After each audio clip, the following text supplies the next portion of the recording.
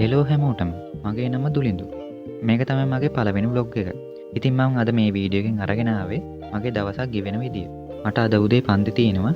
ඉතින් ඒක නිසා මම උදේ 5 වෙනකොට ඇහැරුණා. උදේ නැගිට ගමම කරන්නේ ඇඳස් කරන එක.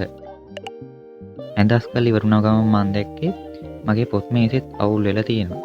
ඉතින් ඒකට හේතුව තමයි මම අද මේ වීඩියෝ එක රෙකෝඩ් කරන්න ඕන කරන දේවල් ඊයේ රෑ හැදුවා. ඒකත් එක තමයි පොඩ්ඩක් පොත් මේසේ අවුල් ගියේ. කියන්න අමතුනානේ හැමෝටම ගුඩ් මෝර්නිං. ඉතින් දැන් වෙලාව ඇවිල්ලා 5:18. ඉතින් දැන් ඉක්මනටම දත් ටික මැදලා වොෂ් එකක් දාගන්න ඕන. අද පන්තියෙන් නම් යන්නත් ඇඳුමක් තෝරගත්තා. පොඩ්ඩක් ඉතින් දැන් කොණ්ඩේ හදාගන්න ගමන් තමයි ඉන්නේ. Nice. ඉතින් දැන් මම පන්ති යන පිටත් වුණා. බස් එක වෙලා තමයි මම මේ ඉන්නේ. ඉතින් යාළුවනේ මම පන්ති ගිහිල්ලා එනකොට ටිකක් හවස් වුණා. ඒකත් එක්ක ඉතින් මහන්සියිනේ. මං එහෙමම නිදාගත්තා. ඉතින් නිදාගෙන හැරුණාන් පස්සේ තමයි මං ආයි බ්ලොග් එක පටන් ගත්තේ.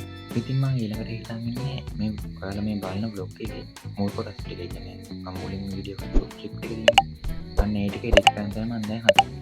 ඉතින් ඔයාලා බලන්න මම කොහොමද මේ වීඩියෝ එක එඩිට් කරන්නේ කියලා.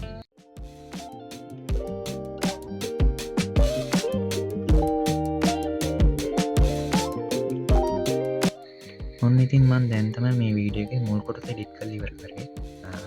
මේකට වෙලා 12:26යි.